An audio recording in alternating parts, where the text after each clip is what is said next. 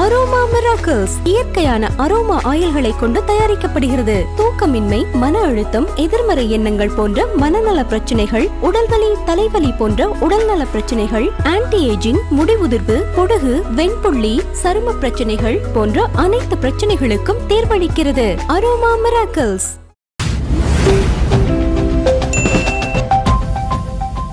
சீமானவர்கள் ஒரு பத்திரிகையாளர் சந்திப்புல பத்திரிகையாளரோட ரொம்ப கடுமையான வார்த்தைகள் சொல்லி விமர்சனம் செஞ்சிருப்பாரு. முன்னாடி பார்த்துருந்தீங்க அப்படின்னா தாவிக தலைவர் விஜய் அவர்கள் சிஎம் அங்கிள்னு சொன்னதுக்கே இந்த மாதிரியான வார்த்தைகளை விஜய் தம்பி தவிர்க்கணும்னு சொன்னாரு. இப்போ ஒரு பொது வெளியில அதுவும் பத்திரிகையாளரை அப்படி அவமரியாதையா பேசுறது சரியான முறையா இருக்கு? அதை எந்த காலத்தில் அதை நம்ம அனுமதிக்கவும் முடியாது, அதை ஏற்கவும் முடியாது.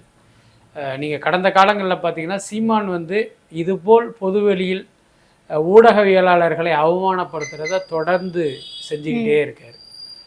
அதனுடைய உச்சம்தான் இப்போ பாண்டிச்சேரியில் நடந்த அந்த விஷயம். இத்தனைக்கும் பார்த்திங்கன்னா அந்த கேள்வி கேட்ட ஊடகவியலாளர் ஒரு தரக்குறைவாகவோ அநாகரிகமாகவோ அல்லது பொதுவெளியில் கேட்கக்கூடாத கேள்வியே கேட்கல. அவர் வழக்கமாக எல்லா ஊடகவியலாளர்களும் கேட்பாங்களோ அந்த மாதிரியான ஒரு கேள்வியை தான் கேட்குறாரு. ஸோ அந்த கேள்வியை எதிர்கொள்ள முடியாமல் அல்லது அந்த கேள்வியை எதிர்கொள்ளும் திராணி இல்லாமல் அதை அப்படியே டைவர்ட் பண்ணுற மாதிரி இப்படி ஒரு விஷயத்தில் சீமான் இறங்குறாரு. முன்னையெல்லாம் பார்த்தீங்க அப்படின்னா இதே மாதிரி ஊடகவியலாளர்கள் கேள்வி கேட்கும்போது அவங்கள வாப்போன்னு பேசுகிறது, வாடா போடான்னு பேசுகிறது தொடர்ந்து செய்வார். ஆனால் அதில் பார்த்திங்கன்னா ரொம்ப நுணுக்கமாக ஒரு வேலை பண்ணுவார். அவர் தனக்கு தம்பி மாதிரியான ஒரு தோற்றத்தை ஏற்படுத்துவார். வாப்போன்னு பேசிடுவார், வாடா போடான்னு பேசிடுவார். கடைசியில் பார்த்தா தம்பி அப்படி இப்படின்ட்டு ஒரு உறவு கொண்டாடுகிற ஒரு இதில் வருவார். அப்போ பார்க்குறவங்களுக்கு சரி இவங்க ரெண்டு பேரும் நண்பர்கள் போல இருக்குது, ஏற்கனவே அறிமுகமானவங்க போல இருக்குது, அதனால இவர் உரிமையில் பேசுகிறாரு அப்படிங்கிற மாதிரி சில பேர் அதை கடந்து போவாங்க. இன்னும் சில பேர் அதை நியாயப்படுத்தவும் செய்வாங்க. ஆனால் நேற்று நடந்த அந்த சம்பவத்தை பார்க்கும்போது அந்த மாதிரியெல்லாம் தெரியல. பட் நமக்கு சீமானை ரொம்ப பர்சனலாக தெரியும் அப்படிங்கிறதுனால இந்த மாதிரியான ஒரு அநாகரிகமான விஷயங்களை செய்ய தயங்காத ஒரு கேரக்டர் தான் பைத்தியம் அப்படின்ற வார்த்தையெல்லாம் அதில் உபயோகிச்சு. ஆமாம், ரொம்ப மோசமான வார்த்தைகளெல்லாம் பயன்படுத்துகிறாரு, ரொம்ப தரக்குறைவான வார்த்தைகள்லாம் பயன்படுத்துகிறாரு. பட் எனக்கு என்ன தோணுச்சு அப்படின்னா சீமானுக்கு ஊடகவியலாளர்களை இவ்வளவு கேவலமாக பேசுகிற தைரியம் எப்படி வந்துச்சு அப்படின்னு கேட்டால் அதற்கு காரணம் இந்த ஊடகவியலாளர்கள் தான். ஏன்னா நம்மளை ஒருத்தர் அநாகரிகமாக பேசும்போது அந்த இடத்துலையே நீங்கள் கடுமையாக ரியாக்ட் பண்ணணும். அது மட்டும் இல்லாமல் இனிமே சீமானை நாங்கள் நியூஸ் கவரேஜ் பண்ண மாட்டோம் என்ன அப்படிங்கிற முடிவை இந்த ஊடகவியலாளர்கள் ஏற்கனவே எடுத்திருக்கணும். ஆனால் இங்கே என்ன அப்படின்னா அந்த முடிவை இவர்களால் எடுக்க முடியாது. ஒரு நிறுவனத்தில் பணிபுரிவதால் அந்த நிர்வாகம் என்ன சொல்லும் அப்படின்னா சீமான் வராரா, நீங்கள் அந்த பைட்ஸை போய் எடுத்துட்டு வாங்க, இல்லைங்க அவர் ரொம்ப கேவலமாக பேசுவார் அப்படின்னா பரவாயில்லங்க உங்கள் மூஞ்சில் துப்புனா கூட தொடச்சிக்கிட்டு எடுத்துட்டு வாங்கன்னு சொல்கிற அளவுக்கு இன்றைக்கு ஊடகங்களும் ஊடக நிறுவனங்களும் ரொம்ப ரொம்ப கேவலமாக இருக்குது. ஸோ அதுதான் அவருக்கு அவ்வளோ பெரிய தைரியத்தை கொடுத்து இவனுங்களை நம்ம என்ன வேணாலும் பேசலாம், இவனுங்களால் நம்மளை எதுவும் செய்ய முடியாது அப்படிங்கிற தைரியம் இவர் இந்த மாதிரி தொடர்ந்து செஞ்சுக்கிட்டு இருக்காரு. சீமான் மட்டும் இல்லை, நீங்கள் பார்த்தீங்க அப்படின்னா அண்ணாமலை தமிழக பாஜகவில் தலைவராக இருக்கும்போது இதே மாதிரி ஊடகவியலாளர்கள்ட்ட பல முறை அநாகரிகமாகவும் தரக்குறைவாகவும் ஒரு அருவருப்பான மொழிகளிலும் அவர் பேசியிருக்காரு. ஆனால் அன்னைக்கும் பார்த்தீங்கன்னா இந்த ஊடகங்கள் அவர்கிட்ட சரியாக ரியாக்ட் பண்ணலை. நீங்கள் என்ன வேணாலும் திட்டுங்க, எங்களுக்கு உங்களுடைய பேட்டி தான் வேணும் அப்படிங்கிற அந்த ஒரு பிச்சை எடுக்கிற மனநிலை இன்றைய ஊடகங்கள்கிட்ட இருக்குது. இதுதான் சீமான் போன்ற அண்ணாமலை போன்றவர்களுக்கு ஒரு பெரிய தைரியத்தை கொடுத்துருக்கு. காரணம் என்னவா இருக்குன்னா, ஒரு பக்கம் பாத்தீங்க அப்படின்னா அண்ணாமலை அவர்கள் தமிழக பாஜக மாநில தலைவரா இருக்கும்போது அவர் பத்திரிகையாளரை சந்திக்காத நாட்களே இல்லை அப்படின்ற மாதிரி ஒரு இது இருக்கு. இப்போ பாத்தீங்க அப்படின்னா அதிகமா யாரு பத்திரிகையாளரை சந்திக்கிறா அப்படின்னா சீமான் அவர்கள் சொல்லலாம். மோஸ்ட்லி இப்போ டிவிக்கு தலைவர் அவர்கள் பத்திரிகைகளை சந்திக்கிறதே இல்லை அப்படின்னு ஒரு பக்கம் குற்றச்சாட்டு எழுந்த நேரத்துல சீமானவர்கள் தான் அதிகமா பத்திரிகையாளர்களை சந்திக்கிறாரு, மக்களோட பேசுறாரு அப்படின்ற ஒரு பார்வையும் முன்வைக்கப்படுது இல்லையா? அதாவது ஒரு அரசியல் கட்சி தலைவருக்கான தகுதி ஊடகங்களை சந்திப்பது மட்டும் இல்லை, அதுக்கடுத்து நீங்கள் ஊடகங்களை சந்தித்து என்ன பேசுகிறீங்கிறது முக்கியம். நான் என்ன கேட்குறேன், இப்போ சீமானாக இருக்கட்டும் அண்ணாமலையாக இருக்கட்டும், இங்கேருந்து பார்த்திங்கன்னா ஒரு மதுரைக்கோ திருச்சிக்கோ தூத்துக்குடிக்கோ கிளம்புறாங்க, ஒரு ஃப்ளைட்டில் கிளம்புறாங்க. கிளம்பும் போது சென்னை ஏர்போர்ட்டில் ஊடகங்களை சந்தித்து எதையோ உளறிட்டு போகிறாங்க. போய் திருப்பி அங்கே போய் இறங்கி மறுபடியும் அதே ஊடகங்களை சந்திக்கிறாங்க. இப்போ நம்ம கேள்வி என்ன அப்படின்னா, இந்த விமானத்தில் பயணிக்கிற இந்த 1 மணி நேரத்தில் என்ன நடந்துருச்சு, நீங்கள் என்ன புதுசாக சொல்கிறீங்க? என்னன்னா இதை எல்லாமே தங்களுக்கான விளம்பரமாக அவர்கள் பயன்படுத்துகிறாங்க. அதுதான் முக்கியமான விஷயம். இன்னும் ரொம்ப வெளிப்படையாக சொல்லணும் அப்படின்னா, இவர்களுடைய விளம்பர பசிக்கும் விளம்பர வெறிக்கும் இந்த ஊடக நிறுவனங்கள் வந்து துணை போகுது. அதுக்கப்புறம் பார்த்திங்கன்னா ஏன் இப்படி பண்ணுறாங்கன்னா அதுக்கும் வந்து ஒரு காரணம் இருக்குது. ஏன்னா இவன் இந்த அளவுக்கு ஒரு ஆள் நம்மளை திட்டும்போது நியாயமான கோபம் வராமல் தொடச்சி போட்டுட்டு போகிற அளவுக்கு இந்த ஊடகங்கள் இருக்குன்னா அதுக்கும் சில காரணங்கள் இருக்குது. அதை நம்ம வெளிப்படையாக சொல்ல முடியாது அப்படின்னாலும் இன்றைக்கி வந்து அந்த மக்களே அந்த ஊடகங்களை வந்து என்னென்ன வார்த்தையால் கழுவி ஊற்றுறாங்கிறதெல்லாம் நம்ம பார்க்குறோம். அதனால் முதல்ல வந்து நாம் வந்து ஒரு சுயமரியாதையோடு இருக்கணும், இயங்கணும். அது வந்து ரொம்ப முக்கியமானதாக நான் நினைக்கிறேன். சீமானவர்கள் வந்து ஒரு விரக்தியில வந்து இந்த மாதிரி மாறிட்டாரு அப்படின்னு எடுத்துக்கலாமா சார்? அதாவது வந்து கடந்த பல வருடங்களா வந்து சீமானவர்கள் வந்து நாம் தமிழர் கட்சி நடத்திட்டு இருக்காரு. தன்னிச்சு நின்று அவர் சுயேட்சையா கிட்டத்தட்ட 8% வாக்குகள் வாங்கியிருக்கக்கூடிய ஒரே ஆளா பார்க்கப்படுறாரு. அப்படி இருக்கும்போது டிவிக்கே வந்து சடனா வந்து நாம் தமிழர் கட்சி வந்து அப்படியே உரம் கட்டிட்டு எந்த பக்கம் பார்த்தாலும் டிவிக்கேன்னு பேசப்படும் போது அது வந்து சீமானுக்கு ஒரு விரக்தியை ஏற்படுத்தியிருக்குன்னு சொல்லலாமா? நிச்சயமா தாவேக்காவின் வருகையால் மிகப்பெரிய அளவில் பாதிக்கப்பட போவது சீமான் தான். அதில் எந்த மாற்றமே இல்லை. இன்றைக்கி வந்து அவர் வந்து காலரை தூக்கி விட்டுட்டு அப்படி நெஞ்சை நிமிர்த்தி இந்த மாதிரி ஊடகங்கள்ட்டெல்லாம் தரக்குறைவாக நடந்து கொள்வதற்கு காரணம் என்ன அப்படின்னா, நான் வந்து 36 லட்சம் வாக்குகள் வாங்கியிருக்கேன், தமிழக அரசியலில் என்னை தவிர்க்க முடியாது அப்படிங்கிற அந்த மமதையும் தலைக்கணமும் தான். அது வந்து வரப்போகிற 2026 சட்டமன்ற தேர்தலில் சுக்குநூறாக உடைய போகுது. அதில் எந்த மாற்றமே இல்லை. என்ன காரணம்னா, கடந்த காலங்களில் இவருக்கு கிடைத்த வாக்குகளில் பெரும்பாலான வாக்குகள் என்ன இளைஞர்களுடைய வாக்குகள், விஜய் ரசிகர்களுடைய வாக்குகள். இப்போ சில பேருக்கு ஒரு கேள்வி இருக்கும், அப்போ சீமானுக்கு விழுந்ததில் அவருடைய தம்பிகளுடைய வாக்குகள் இல்லையா, அவருடைய கொள்கையால் ஈர்க்கப்பட்டவர்களுடைய வாக்குகள் இல்லையான்னு ஒரு கேள்வி இருக்கும். அதுவும் இருக்குது, மறுப்பதற்கில்லை. ஆனால் பெரும்பான்மையான வாக்குகள் வந்து விஜய் ரசிகர்களுடைய வாக்குகளாக இருப்பதற்கு வாய்ப்பு இருக்குது. என்ன காரணம் அப்படின்னா, இப்போ விஜயினுடைய ரசிகர்களுக்கு வாக்குரிமை இருக்குது, ஆனால் விஜய் வந்து அரசியலுக்கு வரலை. அதுக்கப்புறம் கடந்த காலத்தில் பார்த்திங்கன்னா அதிமுகவும் சரி திமுகவும் சரி விஜயை வந்து டிஸ்டர்ப் பண்ணியிருக்காங்க. இப்போ உதாரணத்துக்கு தலைவா பட விவகாரத்தில் அதிமுக வந்து விஜயை டிஸ்டர்ப் பண்ணாங்க. மெர்சல் ரிலீஸ் அப்போ பிரச்சனை பண்ணது எல்லாமே விஜய் ரசிகனுக்கு தெரியும். அதே மாதிரி பார்த்திங்கன்னா திமுக அந்த காவலன் படத்தில் இன்னும் பல படங்கள் ரிலீஸின் போது அவங்களும் பிரச்சனை பண்ணியிருக்காங்க. அப்போ விஜய் ரசிகர்களுடைய பாயிண்ட் ஆஃப் வியூவில் பார்த்திங்கன்னா அதிமுகவும் திமுகவும் விஜயின் எதிரிகள், விஜய்க்கு வந்து டிஸ்டர்ப் பண்ண ஒரு சக்திகள். அப்போ நிச்சயமாக இவர்களுடைய வாக்குகள் வந்து இந்த 2 கட்சிக்கும் இருக்காது.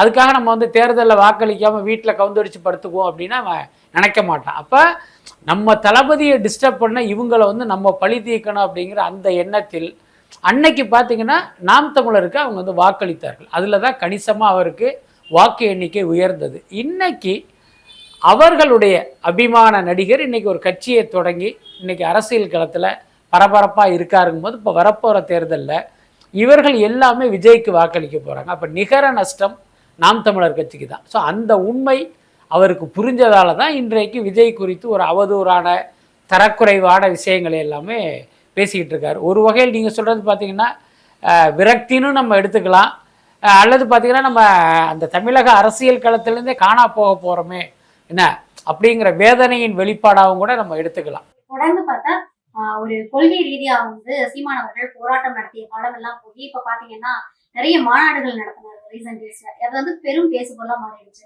மரங்கள் கூட மாநாடு நடத்த போறேன், நான் மாடு கூட மாநாடு நடத்த போறேன் அப்படின்னு சொல்லிட்டு இது வந்து ஒரு பக்கம் பெரும் பேசுபொருளா மாறிட்டு இருக்கு. இந்த மாதிரியான மாநாடு திடீர்னு, ஏன்னா தேர்தல்லாம் உங்களுக்கு மக்கள் தான் வாக்களிக்க போறாங்க. முன்னாடி நீங்க மக்கள் பிரச்சனையே கையில எடுத்தீங்க, மக்களுக்காக போராடினீங்க. எல்லாத்தையும் விட்டுட்டு இப்போ வந்து மரத்து கூட நான் போராடுறேன், மாநாடு கூட போராடுறேன்னு போறது வந்து எந்த விதத்துல இவருக்கு அரசியல்ல வந்து கை கொடுக்கும்னு நினைக்கிறாரு? அதாவது இப்போ நான் நார்மலாக கேட்குறேன், ஒருத்த மரத்து கூட போய் பேசிக்கிட்டு இருக்கான் அல்லது ஒரு மாடோட பேசிக்கிட்டு இருக்கான் அப்படின்னா அவனை நம்ம என்னவா மதிப்பிடுவோம்? கண்டிப்பாக வந்து ஒரு நார்மலான மனநிலையை கொண்டவனா நம்ம அவனை நினைக்க மாட்டான். ஒரு மனப்பிறழ்வு ஏற்பட்ட ஒருத்தந்தான் மாடுகிட்ட பேசுகிறது, செவத்தோட பேசுகிறது, இதெல்லாம் செய்வான். கிட்டத்தட்ட அதை தான் இவர் பண்ணிக்கிட்டு இருக்கார். இதை வைத்தே சீமானுடைய மனநிலை எப்படிங்கிறத நம்ம ஓரளவுக்கு கணிக்க முடியும். அதுக்கு அடுத்து இன்றைக்கு அவர் செய்வது பார்த்திங்கன்னா மக்களை ஏமாற்றுகிற அரசியல். அதுதான் ரொம்ப முக்கியமானது. என்னென்னா இது ஏதோ இவருக்கு பெரிய இந்த இயற்கை வளத்தின் மீது ஒரு பெரிய அக்கறை இருக்கிற மாதிரியும், அதற்காகவெல்லாம் இவர் மாநாடு நடத்தி இந்த மண்ணையும் மக்களையும் இயற்கை வளத்தை காப்பதற்காகவே ஒரு அவதாரம் எடுத்த மாதிரியான ஒரு தோற்றத்தை ஏற்படுத்துகிறாரு. ஆனால் உண்மையில் சீமான் அப்படிப்பட்டவரெல்லாம் கிடையாது. உதாரணத்துக்கு பாருங்கள், அவர் இந்த கால்நடைகள் மீது ஒரு பேரன்பு கொண்டவராக தன்னை காட்டிக்கிறாரு. உண்மையிலே நம்ம பாராட்டலாம் அப்படிப்பட்டவராக இருந்தால். இப்போ உதாரணத்துக்கு சொல்கிறேன், இந்த பீட்டான்னு ஒரு அமைப்பு இருக்குது. அதுக்கப்புறம் இப்போ சமீப காலமாக பார்த்திங்கன்னா இந்த வளர்ப்பு பிராணிகளுக்கு ஆதரவாக சிலர் தனிப்பட்ட முறையிலும் அமைப்பு ரீதியாகவும் அவங்க செயல்பட்டுக்கிட்டு இருக்காங்க. இப்போ உதாரணத்துக்கு பார்த்திங்கன்னா இந்த தெருநாய் பிரச்சனைகள்லாம் ஜாஸ்தி ஆகிடுச்சு.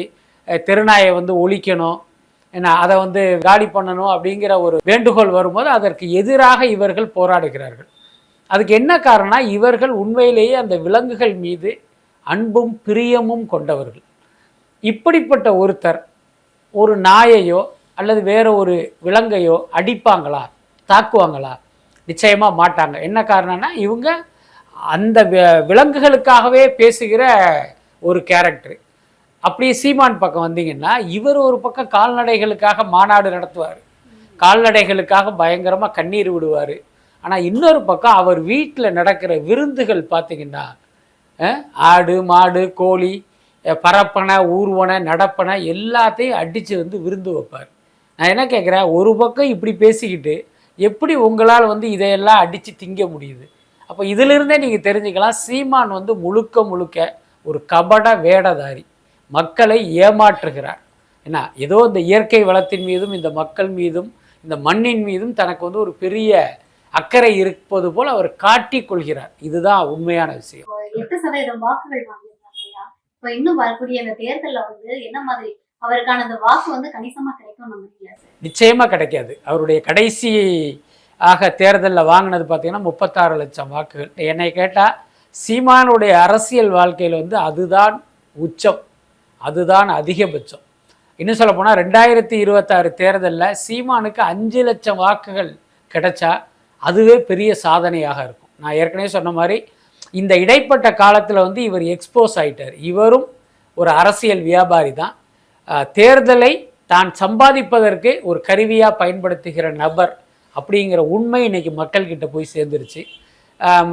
இன்னொரு பக்கம் பார்த்தீங்க அப்படின்னா, நான் ஏற்கனவே சொன்ன மாதிரி அவருக்கு வாக்களித்தவர்கள் எல்லாமே இன்றைக்கு விஜய்க்கு வாக்களிக்க தயாராகிட்டாங்க. அதனால் எனக்கு தெரிஞ்சு இந்த 2026 தேர்தல் சீமான் ஒரு மிகப்பெரிய சரிவையும் வீழ்ச்சியையும் சந்திப்பார். ஏன்னா அதுக்கப்புறம் அவர் தமிழக அரசியலிலிருந்தே மெல்ல மெல்ல அப்புறப்படுத்தப்படுவார். அது அப்படித்தான் நான் கணிக்கிறேன். ஏன்னா முன்னாடியெல்லாம் பார்த்தா அவருடைய கொள்கைக்காகவே திமுக பலமா எதிர்த்துட்டு இருந்தாரு. ஆனா இப்ப பார்த்தோம்னா முழுக்க முழுக்க டிவிகே மட்டுமே எதிர்த்துக்கிட்டு இருக்காரு. சோ இதுலயே அவருக்கு இளைஞர்களுடைய வாக்கு போகும் இல்லையா? இல்லை, நிச்சயமா போகும். எல்லாத்துக்கும் மேல நம்ம மக்களை எல்லாம் என்ன நினச்சிக்கிட்டு இருக்காங்க அப்படின்னா, மக்கள்லாம் முட்டாளு, நம்ம அவங்களை ஈஸியாக நம்ப வச்சிடலாம், ஈஸியாக ஏமாத்திடலாம் அப்படிங்கிற ஒரு மைண்ட் செட்டில் இருக்காங்க, சீமான் உட்பட. ஆனால் இன்றைக்கி பார்த்திங்கன்னா சமூக ஊடகங்கள் வந்த பிறகு மக்களுக்கு எல்லாமே தெரியும், ரொம்ப அப்டேட்டடாக இருக்காங்க. அவங்க அது குறித்து பெருசாக நம்மளோட அவங்க டிஸ்கஸ் பண்ணுறது இல்லை தவிர அவங்களுக்கு எல்லா தகவல்களுமே தெரியும். சீமான் நேற்று எப்படி இருந்தார், இன்றைக்கி எப்படி இருக்கார் அப்படிங்கிறத அவங்க ரொம்ப நுணுக்கமாக பார்க்குறாங்க. இவர் அரசியல் கட்சி தொடங்கியதே திமுகவை எதிர்த்து தான். திமுகவுக்கு எதிராகத்தான் இவருடைய போராட்டம் பேச்சு எல்லாமே இருந்தது. ஆனால் சமீப காலமாக பார்த்திங்கன்னா திமுக எதிர்ப்புங்கிறது அப்படி மெல்ல மெல்ல குறைஞ்சி விஜய் எதிர்ப்பாக அதை அப்படி விஸ்வரூபம் எடுத்துக்கிட்டு இருக்கு. இதை மக்கள் பார்க்குறாங்க. என்ன காரணம், ஏன் இவர் இப்படி மாறினார் அப்படின்னு அந்த கேள்வி அவர்கள் கேட்கும்போது அதற்கான விடையாகவும் சமூக ஊடகங்களிலும் மீடியாக்களிலும் ஒரு தகவல் பரவுது. என்னென்னா, விஜயை எதிர்ப்பதற்காக திமுகவிடம் இவர் 100 கோடி ரூபா பணம் வாங்கியிருக்கார் அப்படிங்கிற ஒரு செய்தி வருது. அது ஆரம்பத்தில் பார்க்கும்போது மக்களும் சரி, நீங்களும் சரி, நானும் சரி சட்டுன்னு நம்பிட மாட்டோம். இப்போ சீமான் திமுகவை எதிர்ப்பதே தன்னுடைய லட்சியமாக வச்சுருக்காரு, ஒரு குறிக்கோளாக வச்சுருக்காரு, அவர் எப்படி காசு வாங்குவார் அப்படின்னு நம்ம நினைக்கிற நேரத்தில் பார்த்தா இவருடைய செயல்முறையில், நடைமுறையில், பேச்சில் பார்த்திங்கன்னா ஒரு பெரிய மாற்றம் நடக்குது. அப்போ அந்த செய்தியையும் இன்றைக்கு சீமானுடைய மாற்றத்தையும் ஒப்பிட்டு பார்க்கும்போது, அடடா இந்த செய்தி கரெக்டு தான் அப்படிங்கிற முடிவுக்கு மக்கள் வந்துடுவாங்க. கிட்டத்தட்ட இவருடைய சமீப கால செயல்பாடுகளை வச்சு மக்கள் வந்து இவர் மிகப்பெரிய கரப்டட் அப்படிங்கிறதை முடிவுக்கு வந்துட்டாங்க. ஸோ இதெல்லாம் சேர்ந்து இந்த தேர்தலில் வந்து அவருக்கு மிகப்பெரிய ஒரு பின்னடைவை கொடுக்கும். மேக்சிமம் பாத்தீங்க அப்படின்னா தலைவர்கள் வந்து சீமானா இருக்கட்டும், திருமாவளவன் அவர்களா இருக்கட்டும், இதுக்கு முன்னாடி இருந்த தலைவர்களா இருக்கட்டும், எல்லா இடங்கள்லயுமே வந்து தன்னுடைய கொள்கைகளை வந்து ரொம்ப ஸ்ட்ராங்கா வந்து மக்கள் கிட்ட வச்சுக்கிட்டு இருந்தாங்க. அப்பெல்லாம் வந்து ஓரளவு கட்சிகளோட கொள்கைகள்லாம் என்ன அப்படின்றது தெரியும். ஆனா இப்ப இருக்கக்கூடிய யங்ஸ்டர்ஸ்க்கு வந்து மேக்சிமம் வந்து இது என்ன கட்சி, நம்ம வந்து விஜய்க்காக ஓட்டு போடலாம், டிஎம்கேல இருந்தோமா பரம்பரையா டிஎம்கேல இருந்துட்டு ஓட்டு போடலாம் அப்படின்ற ஒரு மைண்ட் செட்ல இருக்காங்களே தவிர ஒரு கட்சியோட கொள்கை சார்ந்து அவங்க இருக்கிறாங்களா அப்படின்னு கேட்டா அது கேள்விக்குறியாவே இருக்குல்ல. நிச்சயமா அதற்கு காரணம் என்ன அப்படின்னா, இந்த கட்சிகள் தங்களுடைய கொள்கைகளை தொடர்ந்து அந்த மக்களிடம் கொண்டு செல்ல தவறியது தான் காரணம். இப்போ திமுகன்னா அந்த கட்சிக்கு ஒரு பெரிய பின்னணி இருக்குது, பாரம்பரியம் இருக்குது, கொள்கை இருக்குது. ஆனால் அடுத்தடுத்த தலைமுறைக்கும் அந்த கொள்கையை வந்து அவங்க கொண்டு சேர்க்க தவறிட்டாங்க. அவங்கள பொறுத்த வரைக்கும் பார்த்திங்கன்னா தேர்தல் சண்டைக்கே அவங்களுக்கு நேரம் சரியாக இருக்குது. இப்போ பாருங்கள், 5 வருஷத்துக்கு ஒருத்தர தமிழ்நாடு சட்டமன்ற தேர்தல் நடக்கும், இன்னொரு பக்கம் பார்த்திங்கன்னா மக்களவை தேர்தல் வரும், இன்னொரு பக்கம் உள்ளாட்சி தேர்தல் வரும்.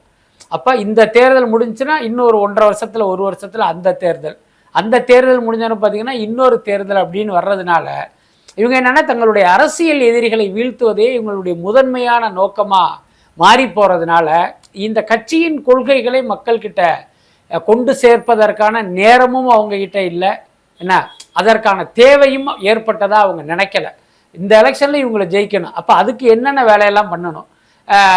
விஜய் தான் நமக்கு பெரிய பிரச்சனையாக இருக்கார், அப்போ விஜய் குறித்து அவதூற பரப்பு, அவருக்கும் திரிஷாவுக்கும் இப்படி ஒரு உறவு இருக்குது, அவருக்கும் கீர்த்தி சுரேஷுக்கும் இப்படி ஒரு உறவு இருக்குன்னு இந்த மலிவான அரசியல் செய்கிறதே இவங்க ஒரு உத்தியாக வர்றதுனால பார்த்திங்கன்னா இந்த கொள்கை அரசியல் வந்து அப்படியே கொஞ்சம் கொஞ்சமாக பின்னுக்கு போயிடுச்சு. அதனால தான் எந்த கட்சியின் தொண்டர்களுக்குமே அவர்களுடைய கட்சியினுடைய கொள்கை என்னங்கிறது தெரியாது. அதுக்கு தாவேக்காவும் விதிவிலக்கு இல்லை.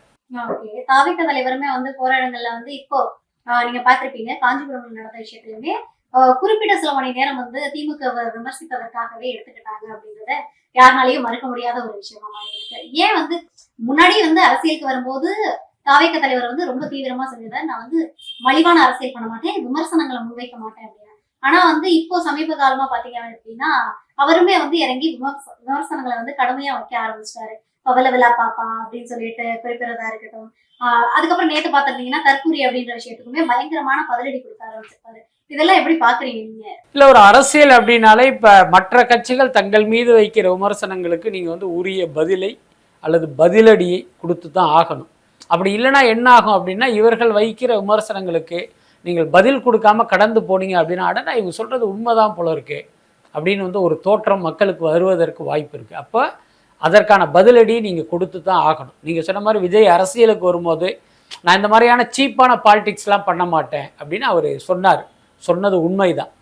கிட்டத்தட்ட அப்படி தான் விஜயும் இருந்தார். இன்றைக்கும் பாருங்கள், பல பேர் என்ன கேட்குறாங்கன்னா, இவர் ஏன் அதிமுக விமர்சிக்கலை, இவர் ஏன் அந்த காங்கிரஸை விமர்சிக்கலை, இவர் ஏன் இவங்களை விமர்சிக்கலைன்னு கேட்குறாரு. என்னன்னா, எல்லாரையும் மாதிரி இந்த சீமான் எப்படி உளர்றாரோ அந்த மாதிரி போகிற போக்கில் எல்லாரையும் வசப்பாடணும், எல்லாரையும் நோக்கி மண்ணவாரி இறக்கணும்னு எதிர்பார்க்குறாங்க.